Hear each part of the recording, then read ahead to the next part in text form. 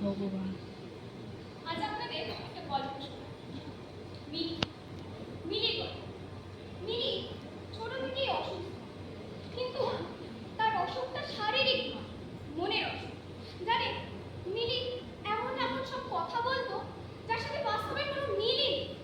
কিন্তু তার বাবা শহরের অনেক বড় বড় ডাক্তার দেখিয়ে তাকে সুস্থ করে তুলতে পারে। তবে তবে এমন সময় মিলির বাবা পেলে এক মনোবিদের।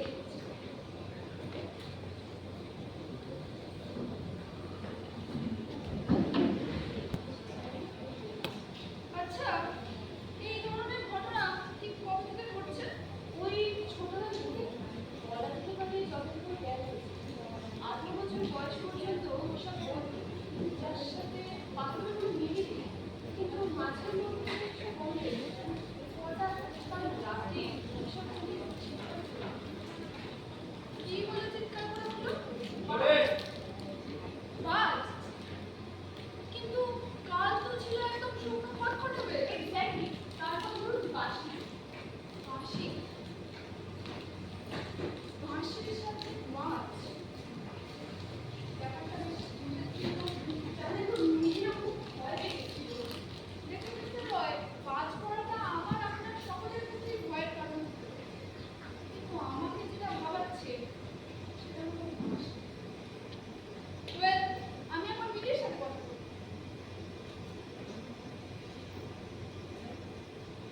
মিলি,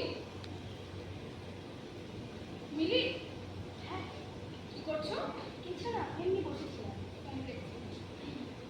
জানো মিলি, কাল রাতে না একটা অদ্ভুত ঘটনা ঘটেছে। আমি স্বপ্ন দেখছি, আমার সামনে ঠিক তোমার মতো একটা মেয়ে বসে আছে, আর আমি তার সাথে গল্প করছি। আচ্ছা মিলি, তুমি কখনো স্বপ্ন দেখো না? স্বপ্ন? হ্যাঁ, স্বপ্ন। তুমি স্বপ্ন দেখো না? হ্যাঁ মিলি, স্বপ্ন। মনে করো। হ্যাঁ, তুমি স্বপ্ন দেখো না মিলি? স্বপ্ন? আমার কিছু মনে হচ্ছে না। আমার কিছু মনে হচ্ছে না। আমার কিছু মনে হচ্ছে না। আচ্ছা, রিল্যাক্স, রিল্যাক্স, রিল্যাক্স। মিলি, এবারে আলোটার দিকে তাকাও। মনে করো মিলি, তুমি কাল রাতে কি স্বপ্ন দেখেছিলে? মনে করো। হ্যাঁ, মনে করো। কি স্বপ্ন দেখো?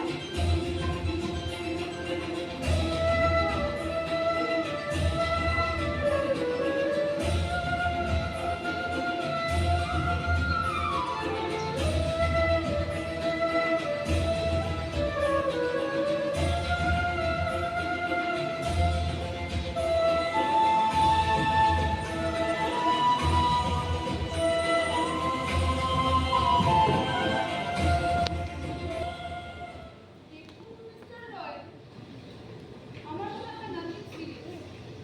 মিলির একটু কয়েকদিনের জন্য হাওয়া বদলের দরকার আছে। তাহলে কি শনিবার কাছে? না না, সামনের শনিবার আমি কিছুদিনের জন্য অজয়নগর যাচ্ছি। আপনিও চলুন না মিলি। অজয়নগর? হ্যাঁ, নতুন জায়গা, নতুন অভিজ্ঞতা।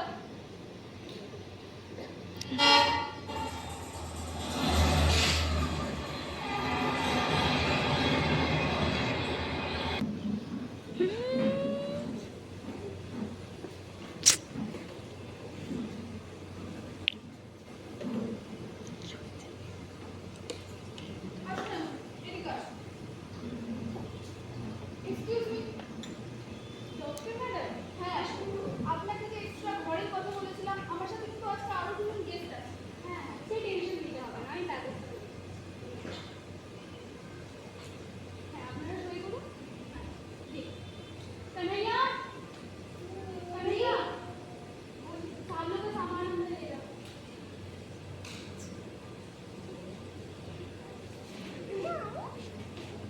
मिली, मिली बोले ना लो। मिली, मिली, मिली, मिली, मिली, मिली, मिली, मिली, मिली। হবে বাইরে কোথাও। বিন্দু চিন্তা করবেন না, আমাদের এই বিভাগটা পুরো সেফ।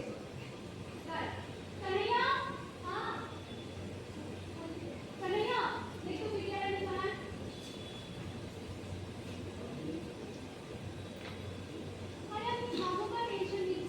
হবে না, চলে আমি রুম দেখি।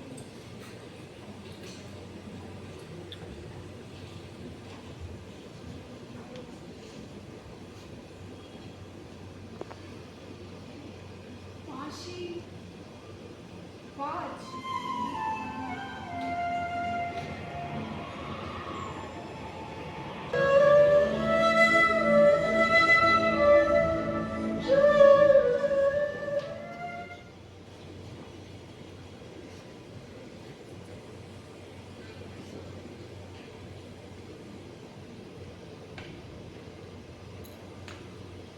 छोटी मालकिन, छोटी मालकिन, ओ छोटी मालकिन। हैं? चलिए, आपके पापा आपको बुला रहे हैं। अच्छा, ওটা ওটা কি? वो तो पुराने शिव जी का मंदिर है। पहले जमाने में राजकुमारी खुद वहाँ आती थी पूजा करने के लिए।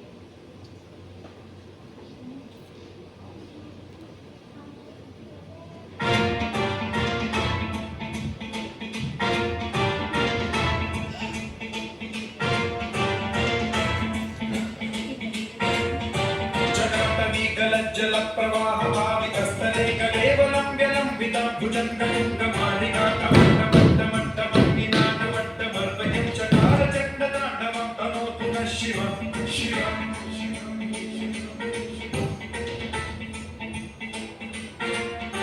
जटाकटाह सम्भ्रम भ्रमन्निलिम्बनिर्झरि विलोलवीचिवल्लरी विराजमानलोभरि खगज्ज्वलल्ललाटमट्टपावके किशोरचन्द्रशेखरे रचिप्रतिक्षणम् अभी तो टूटा फूटा हो गया है, फिर भी गांव वाले यहाँ रोज आते हैं पूजा करने के लिए। আর ওটা ওটা কি?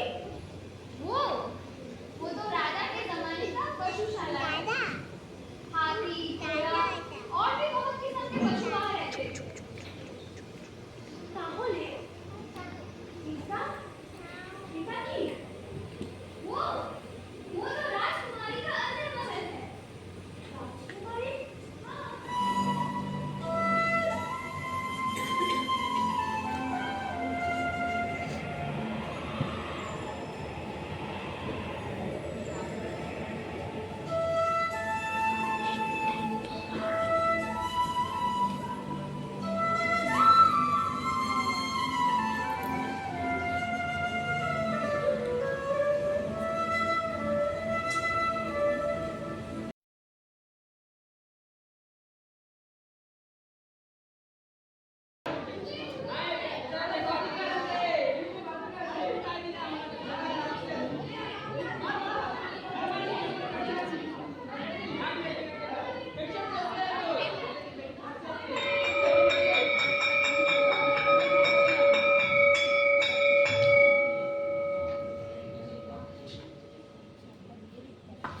সিলেবাসের বাইরে আজ তোমাদের নীরেন্দ্রনাথ চক্রবর্তীর একটি কবিতা শোনাব।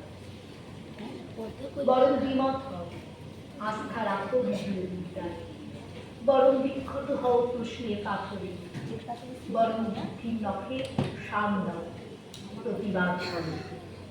অন্তত আর যাই করো, সমস্ত কথায় অনায়াসে সম্মত দিও না। কেননা সমস্ত কথা যারা অনায়াসে মেনে নেয় তারা আর কিছুই করে না, তারা আত্মবিনাশের পথ পরিষ্কার করে। যে যার আপন রঙে বেঁচে থাকা ভালো, এই যে মিলিত মৃত্যুর থেকে বেঁচে থাকা ভালো, এই যে।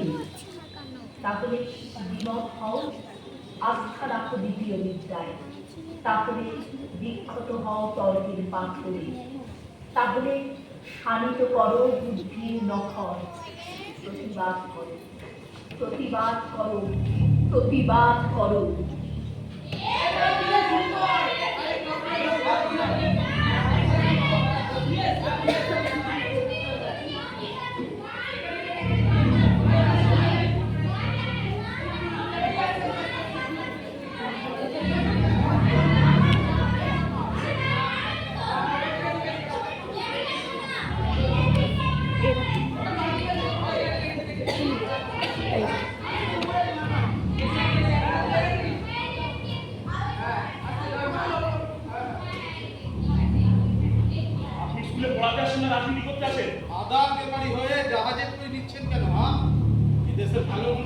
সরকার আপনার উপর দিয়েছে। আপনি এই বাচ্চা বাচ্চা ছেলে মেয়েগুলোকে খাপাচ্ছেন, ভুল পথে চালিত করছেন। ছি, কত বড় অপরাধ করছেন আপনি জানেন? আপনি নাকি বলেছেন দেশে অঘোষিত এমার্জেন্সি চলছে, কেউ নাকি কথা বলতে পারছে না। তাহলে আপনার মুখে কই উঠছে কিভাবে? তাহলে তো আপনার এতদিনে জেলে থাকার কথা। Enough is enough. শুনুন দিদিমণি, আপনি এই স্কুলে যে কাজটা করতে এসেছেন ঠিক ওই কাজটা করছেন, বাস। স্কুলে পড়াতে এসেছেন, পড়াতে না চলে যাবেন, বাস। আর এইসব আপনি জানি পড়িয়ে কোনো লাভ নেই। ওই দেখেন আপনার স্টুডেন্টদের ভার্চুয়াল জগতে ডানা মেলে উড়ে বেড়াচ্ছে। মোবাইল মোবাইল, ওদের চাইলেও আপনি এই বাস্তবের মাটিতে ফেলতে পারবেন না। তার চেয়ে নিচের কথা ভাবুন। সিলেবাসে থাকুন, সিলেবাস। লাস্ট ওয়ার্নিং দিয়ে যাচ্ছি, এরপর কোনো ট্যাপু দেখলেই ভেজা। সিলেবাস, হ্যাঁ, অনলি সিলেবাস। চলেন।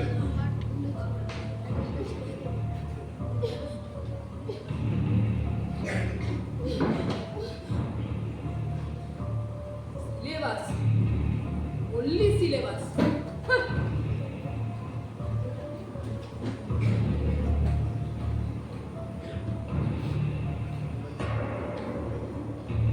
বেশ, ওনারা যখন বলছেন আমি সিলেবাসের বাইরে বেরোবো, সিলেবাস থেকেই নেবো আমার গল্পের রসদ।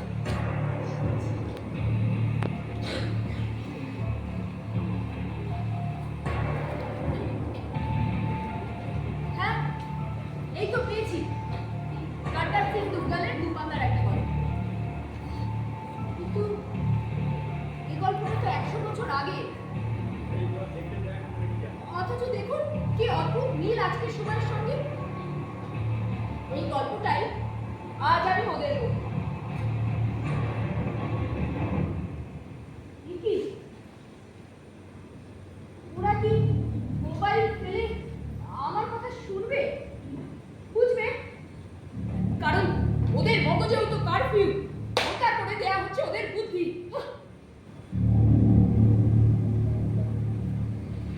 আমার মনে হয় আমি যদি ঠিক মতো বলতে পারি, ঠিক মতো বোঝাতে পারি, ওরা নিশ্চয়ই শুনবে। কারণ এটা তো শুধু গল্প নয়, এক সত্য কাহিনী। আবার অলৌকিক, অবিশ্বাস্যও বটে। ঠিক যেন স্বপ্নের মতো। আর স্বপ্ন কিছু কেনা চাই। শুরু করি তাহলে।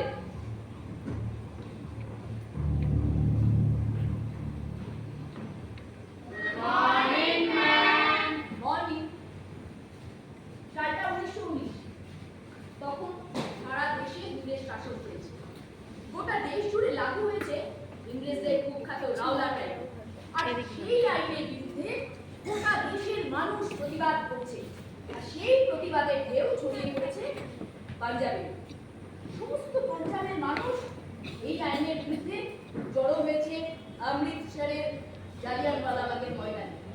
তাদের একটাই দাবি, তাদের দাবি মানুষের অধিকার ফিরিয়ে দিতে হবে। ইংরেজ সরকার সেটা তো মানল না, ভয় পেয়ে গেল। ভাবলো সিপাহী বিদ্রোহের মতো আর একটা বুঝি বিদ্রোহ ঘটতে চলেছে দেশে। ফলে ওই সমস্ত মানুষদের তারা নৃশংসভাবে খুন করল। মারা গেল অসংখ্য বৃদ্ধ বৃদ্ধা, নরনারী, শিশু। আর যারা মরল না তাদের বন্দি করা হলো। খবর এলো এখানে ঝামেলার ভয়ে ইংরেজ সেনারা ট্রেনে করে ওই সমস্ত বন্দীদের নিয়ে যাচ্ছে দূর কোনো শহরের জেলখানায়।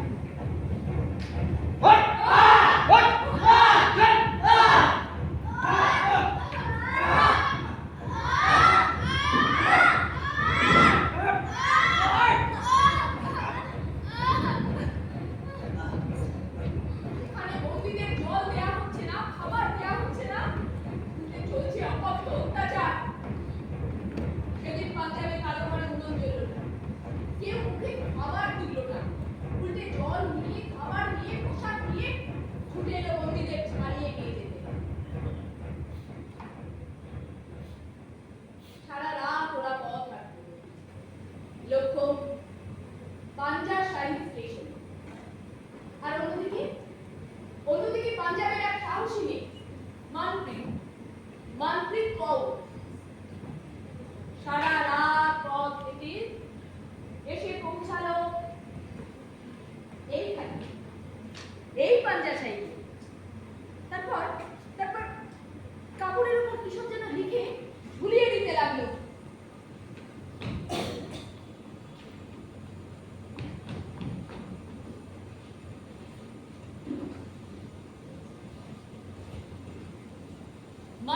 বাবা পাঞ্জাবে গাদার পার্টির একজন অ্যাক্টিভ মেম্বার।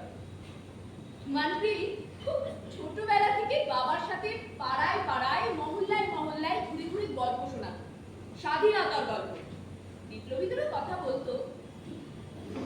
মনপ্রীতের বাবা সমস্ত মানুষদের আয়ারল্যান্ডের বিপ্লবের কথা বলতো, রাশিয়ার বিপ্লবের কথা বলতো, সমস্ত যুবক যুবতী কিশোর কিশোরীদের শারীরিক এবং মানসিকভাবে তৈরি করত বিপ্লবের জন্য।